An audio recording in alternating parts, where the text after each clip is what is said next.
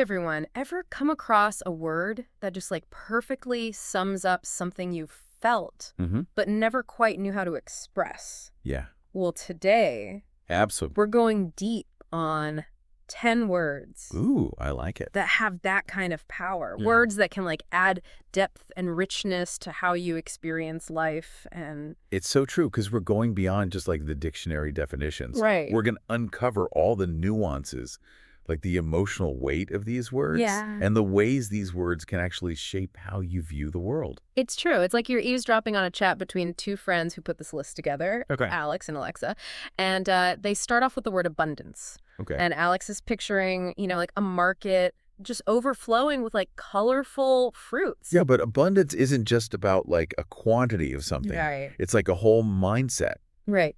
Psychologists have actually studied this. Wow. People who approach life with an abundance mindset, believing there's enough opportunity and success to go around, they tend to be more resilient, more open to collaboration, and ultimately more successful. That's so interesting because I think it's so easy to fall into the scarcity thinking like there's not enough to go around. Yes. Totally. So that idea of shifting to abundance is really powerful.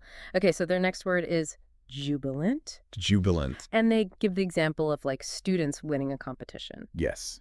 Jubilant goes beyond just being happy, right? It's that like unrestrained, almost contagious joy. Yeah. Like you just want to dance in the streets. I'm more of a private happy dance person. That's fair. That's fair. But I get the feeling, and it makes you wonder, what are those things that spark that kind of joy in different people? Absolutely. Like what makes one person jubilant might not even register for someone else. It all goes back to our unique experiences. Right. It shapes how we connect to these words. All right, their next one is diligent. Okay.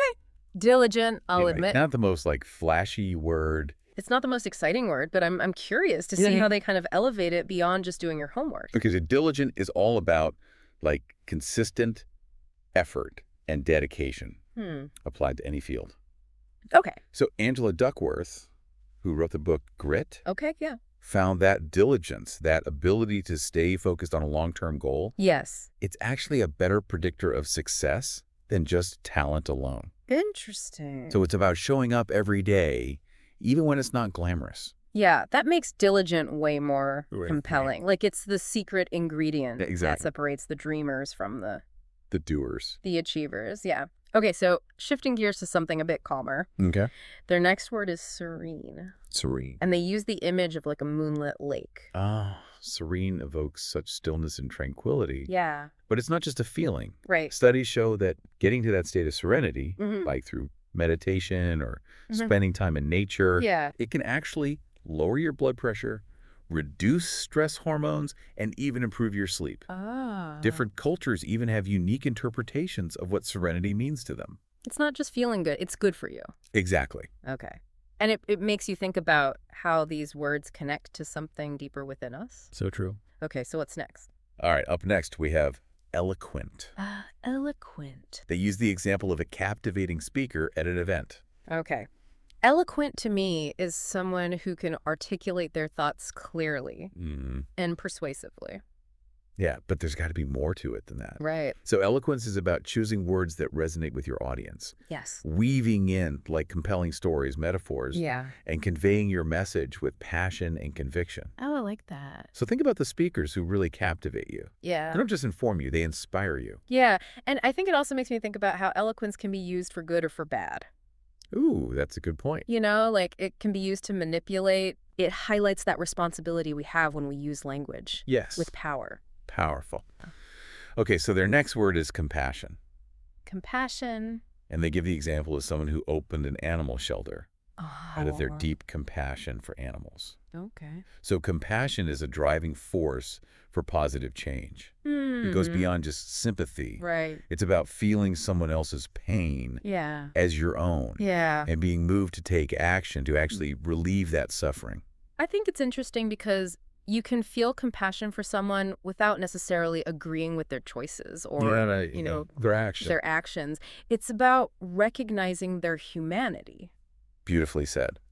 Okay, so bracing ourselves for a tougher word. Okay, bring it on. They bring up adversity. Adversity. Using the image of someone overcoming obstacles to reach their dreams. Adversity, it reminds us that life isn't always going to be smooth sailing, right? Right. But it's how we respond to those challenges that really shape us. Yeah, I've always loved the quote, "The obstacle is the way," meaning that our struggles often lead to our greatest growth. 100%. So true. Facing adversity can help us become more resilient, resourceful, and give us a deeper understanding of ourselves and the world around us. Yeah, it's so true. And it brings us to a word that seems very timely, tenacity. That's tenacity. Alex and Alexa show someone achieving business success despite multiple setbacks thanks to their tenacity. Tenacity is that inner drive that keeps you going, even when things get tough. Yeah. It's about having a clear vision of your goals and just refusing to give up, even when you face obstacles and setbacks. I've heard it said that tenacity is a habit and not a talent. Oh, interesting. So it makes me wonder if we can cultivate tenacity, or are some people just born with more of it? What do you think? That is a great question. Yeah. Some people might just be naturally more inclined to persist. Mm-hmm. But research suggests that tenacity, just like any other skill, Okay. can be developed through practice. Yeah. And just consciously choosing to persevere, even when it's tough. So it's not just about having that never give up attitude. It's building that muscle over time. That's actually really encouraging. I think so too. All right, shifting gears to a more positive emotion. Okay. Their next word is gratitude.